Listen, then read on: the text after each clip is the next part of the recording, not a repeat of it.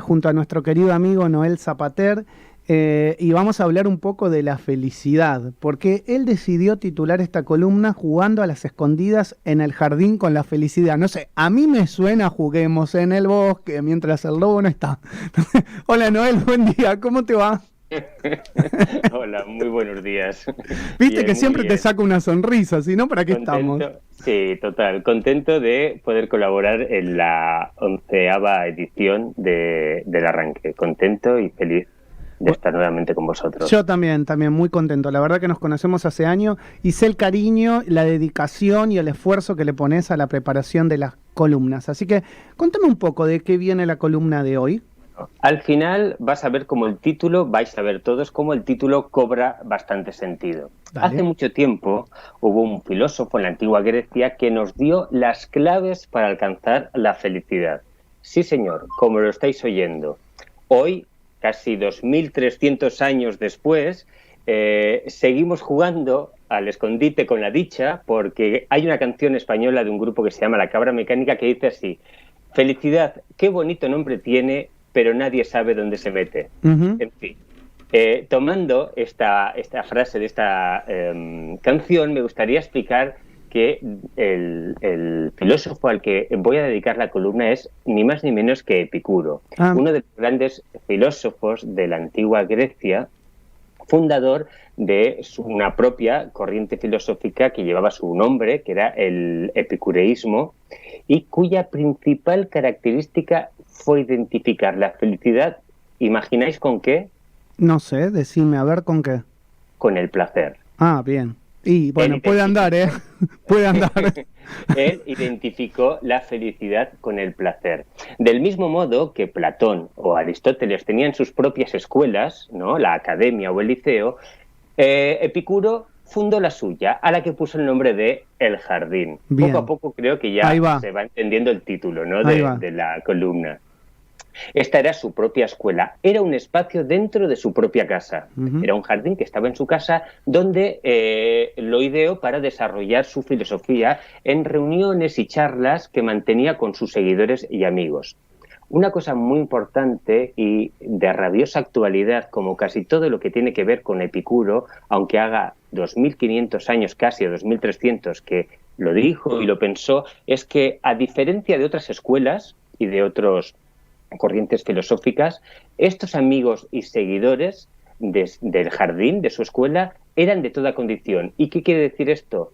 Que podían ser hombres, mujeres, ricos, pobres, esclavos, libres, daba igual. Y esto es muy importante porque en el resto de las escuelas, en una Atenas, una polis en la que tenías que tener cierto caudal económico para ser considerado ciudadano libre, no sucedía así.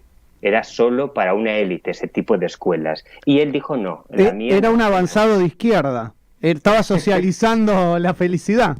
No sé si de izquierda, pero sí sin ningún tipo de freno ni de puerta cerrada para nadie. Bien. ¿Sí? Totalmente abierto a, como decía, a todas las personas dispuestas a charlar distendidamente. La filosofía de Epicuro, como es, abarcaba muchísimas ramas de la filosofía, pero sobre todo se centraba en una, la ética. Ujú. Y de ella, de la ética, en un aspecto concreto, el que he dicho que vamos a hablar hoy, la La felicidad. felicidad. Una cuestión básica, según Epicuro, porque él tenía el convencimiento, y yo comparto, que no hay, y estoy seguro que no conocéis a nadie, a ningún ser humano cuya principal motivación no sea otra que la de perseguir la felicidad, ¿o no? Ujú. Totalmente.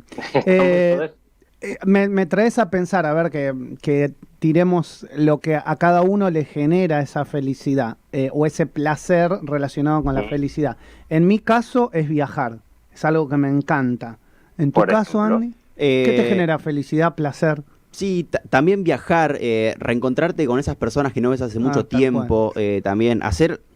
eh, Los vínculos sociales, ¿no? exactamente, Claro. sí, quizás no tengo un contacto todos los días, ni hablo todos los días, pero cuando nos vemos, como que conectamos mucho, ¿viste? Eso es lo que me genera felicidad. ¿Y a vos, Noel?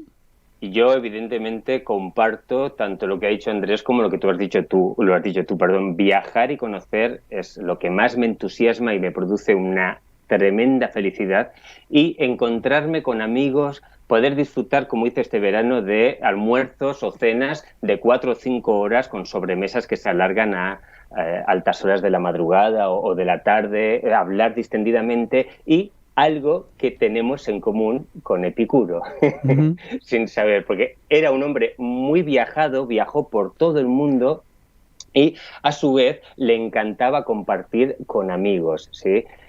Uno de los factores que determina nuestro grado de felicidad son dos factores. Uno es el placer, como ya hemos dicho, y el otro, ¿cuál puede ser? El opuesto, el dolor. El dolor. El primero, el placer, nos acerca evidentemente hacia la felicidad, y el segundo nos aparta de la felicidad. Entonces, Epicuro determina que la clave de una vida feliz es conseguir acumular la mayor cantidad de placer mientras reducimos al máximo el dolor.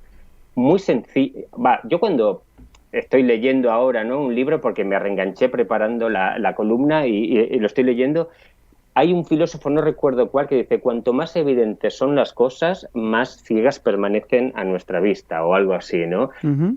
Uno lee esto y dice, joder, lo tenemos delante de los morros, o sea, no es tan complejo. Más allá del tipo de vida que podamos tener en una sociedad como la de hoy, no es tan complejo. ¿No os parece? Totalmente, es así. No, no debería ser tan complejo. Digamos, es como que el hombre o el ser humano la complica por otros motivos. Y tal vez, digamos, la sociedad capitalista la complica por un cierto motivo, que es no dejarnos pensar 5 minutos en lo esencial, ¿no?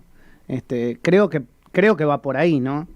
Va por ahí, pero yo creo que es más una cuestión interna e individual. Y voy a Claro, explicar por qué. claro. Decíamos vinculado al placer. Poder pararse frente a la situación. Exactamente, porque no olvidemos que bajo el dominio político o económico al que estemos, todavía mantenemos poder de decisión en nuestra propia vida. Exacto. Hay cosas que se nos escapan. Según lo que venía explicando sobre el placer, la felicidad, uno puede pensar, leches, entonces Epicuro era un hedonista. Pues sí, era un hedonista, pero de la nueva generación, un 3.0 del hedonismo, tomando en cuenta como hedonista, una definición así rápida y de mesa, así instantánea, a aquellos amantes de los placeres corporales. Él apuesta por el placer, por supuesto, pero lo hace desde un punto de vista absolutamente racional. Es decir, los principales placeres no son los corporales, y él esto lo tenía muy claro, porque pese a su intensidad, son muy efímeros y desaparecen enseguida. Son tan efímeros como intensos. Tan pronto te suben arriba a una velocidad vertiginosa como de repente desaparecen. Hay que buscar, decía Epicuro, los placeres espirituales. Y para ello es necesario hacerlo a través de una virtud, la prudencia, porque gracias a la prudencia seremos capaces de discernir aquellos placeres que más tarde podrían provocarnos algún tipo de dolor, como nos sucede con las adicciones. ¿Sí? O ya no una adicción, te pasas de tomar 3, 4 copas una noche loca, al día siguiente la pagas. Uso esta metáfora ampliada a todos los aspectos de la vida que podamos tener. Se entiende, sí, se entiende. Bueno, hagamos un cierre. ¿Qué te gustaría dejar como mensaje?